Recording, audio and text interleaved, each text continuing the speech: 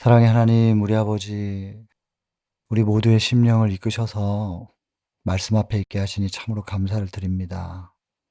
그리고 말씀을 사모하여 말씀 암송의 시간에 참여하시는 분들이 더 늘어났습니다. 하나님, 감사드립니다. 우리 모두의 심령에 말씀을 새겨주시고 말씀으로 물드는 경험할 수 있도록 은혜를 주시면 감사하겠습니다. 이 시간은 오직 기록된 말씀을 통하여 하나님의 마음이 높여지고 우리를 향한 하나님의 그 간절한 호소만이 들려지는 시간일 수 있으면 좋겠습니다. 사람의 생각과 말이 이 시간을 채우지 않도록 감찰하시고 오직 성령으로 임하셔서 오직 기록된 말씀을 통하여서만 하나님이 선포되는 시간으로 채워주시길 바랍니다. 시종을 아버지께만 의탁드리며 예수님 귀하신 성으로 간절히 기도드립니다. 오늘 에스겔 16장 6절 암송하겠습니다. 내가 너의 곁으로 지날 때에 내가 피투성이가 되어 발짓하는 것을 보고 내게 이르기를 너는 피투성이라도 살아 있으라. 다시 이르기를 너는 피투성이라도 살아 있으라 하고. 여러분, 여기서 이 피투성이는 사단에게 맹공격을 당해서 피투성이가 되어 있는 상처받은 그런 상태로 보셔도 무방하겠고요. 이제 에스겔 16장 본 뜻을 1 장부터 쭉 연결해서 본다면 갓 태어난, 그러니까 하나님의 핏줄을 이어받지 못하고 예루살렘에 머물고 있지만 또 혈통적으로 아브라함의 후손이라고 생각하고 있지만 과거에 이스라엘 족속이 아닌 그 땅에 먼저 있었던 가나안 족속들이 있잖아요. 그 가나안 족속들의 행태를 따라하는 예루살렘. 그러니까 사단에게 상당히 이제 유혹받아 가지고 물들어 버린 상태. 그래서 히브리족 속의 아브라함의 혈통이 아닌 마치 우상 숭배하는 이방인들의 혈통을 이어받은 이방인들의 자손처럼 이방인들의 후손으로 태어난 모습으로 있는 거구나. 갓 태어난 그 아직 핏기도 씻어지지 않은 그 상태로 있는 그 모습을 지금 묘사하고 있는 겁니다. 그런데 결국 그게 뭐냐면 사단에게 공격을 받아서 하나님의 족속이, 하나님의 백성이 이방 족속처럼 지금 인제 망가져 버린 상태, 이런 모습을 지금 묘사하고 있는 겁니다. 슬픈 모습이거든요, 이거. 유혹을 받았던, 아니면 공격을 받았던 어떤 상황이든지 간에 피투성이가 돼서 이대로 놔두면 그냥 죽습니다. 아이가 태어났으면은 그 아이를 씻겨야 될 거 아니겠어요? 그리고 탯줄을 자르고 그리고 엄마 품에 안겨서 젖을 먹게 해 줘야 되는데 그냥 버려진 상태거든요. 혹은 사단에게 공격을 받아서 찢어지고 상처받고 그래서 피투성이가 된, 그리고 쓰러져 있는, 그리고 꿈틀꿈틀 발짓만 하는 이런 모습으로 우리가 이해해도 무방합니다. 크게 문제는 없습니다. 그래서 내가 너의 곁으로 지나갈 때에 네가 피투성이가 되어 발짓하는 것을 보고 이제 하나님께서 너무나 안타까우신 거죠. 너에게 이르기를 너는 피투성이라도 살아 있으라. 다시 이르기를 너는 피투성이라도 살아 있으라. 사단은 이렇게 피투성이 상태를 만들어 놓고 그냥 버립니다. 하나님을 배신하고 혹은 하나님으로부터 등을 돌려서 사단에게 이렇게 상처받고 버림받았다 할지라도 하나님은 이 영혼을 그냥 두고 보실 수가 없는 거거든요.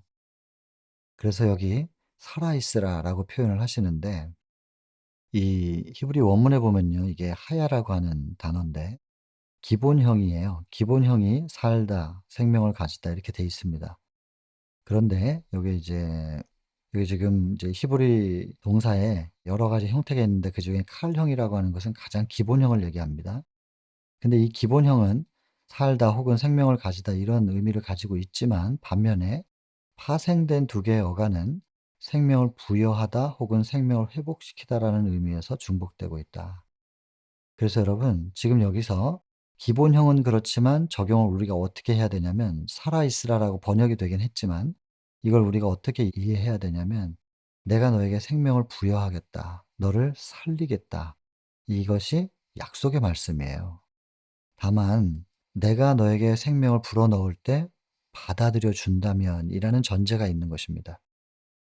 지금 쓰러져 있는 상태인데 하나님께서 손을 내밀고 계시거든요. 내 손에 너의 손을 올려놓기만 한다면, 네가 다시 이방의 후손처럼 그쪽 자리를 선택하지 않고 그쪽에서 돌이켜서 나를 바라봐 주기만 한다면, 내 손에 너의 손을 올려놔 주기만 한다면 내가 너를 일으켜 세우겠다. 내가 너를 다시 생명을 부여해서 살게 하겠다. 굉장히 강력한 약속의 표현입니다. 피투성이라도 살아있으라. 피투성이지만 내가 생명을 부여할 수 있다. 다시 살릴 수 있다. 회복시킬 수 있다. 그런데 받아들여 주겠느냐. 이렇게 이해하셔야 됩니다. 이 성경절을.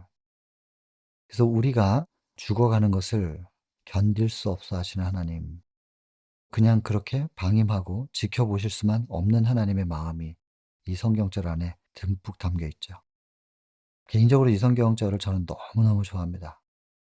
그리고 사실은 이 성경절을 묵상하고 암송할 때마다 제 마음속에 뭉클함이 너무 커요.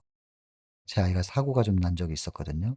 119 응급차를 타고 병원으로 갈 때, 아이는 그 응급차를 타고 가고 저는 뒤에서 제 차로 따라가고 있는데 이 성경절이 갑자기 저한테 떠올랐어요. 제가 이 성경절을 사실 그전에 알고 있었던 성경절이 아니었거든요. 근데 이 성경절이 저한테 팍 온 거예요. 그리고는 이게 마음의 소리인데요. "너의 아들이 찢어진 것을 보니까 괴로우냐." 근데 그다음 소리가 뭐였냐면 마음의 소리죠. "내 자식은, 내 아들은 너를 살리려고 하다가 찢어져 죽었다." 하는 거였거든요. 저는 그 성령의 음성이라고 믿어요. 제가 귀로 들은 건 아니지만 성령께서 제 마음속에 그 앰뷸런스를 뒤를 급하게 어디 병원으로 가는지도 모르고 제가 인제 제 차를 몰고 운전해서 따라갈 때 들었던 그 소리. 그리고는 제가 깊은 회개를 하는 시간이었거든요, 그 병원에 도착하기 전까지. 그리고 굉장히 걱정스러웠던 마음이 제 아이를 하나님께 그냥 맡길 수 있게 됐어요. 대신에 제가 그 운전해서 가면서 혼자서 참 많이 울며 갔거든요. 그거는 저의 회개의 눈물이었고 아이에 대한 걱정은 이제 하나님께 그냥 맡겼기 때문에 생각이 그렇게 전환이 되더라고요. 아이를 되게 걱정하면서 따라가다가 너의 자식, 이제 저한테도 외아들이니까 찢긴 모습을 보면서 "괴로우냐? 내 아들은 너를 살리려고 하다가 찢겨서 죽었다." 이 말씀이 딱 저한테 꽂히면서 아 참 얼마나 깊은 회개의 시간 보냈는지 몰라요, 그 운전해서 따라가면서. 그리고 이 성경절이 저한테 온 거예요. "내가 너의 곁으로 지나갈 때에 네가 피투성이가 되어 발짓하는 것을 보고 너에게 이르기를 너는 피투성이라도 살아 있으라. 다시 이르기를 너는 피투성이라도 살아 있으라." 우리가 죽어가는 것을 지켜보실 수가 없는 분입니다.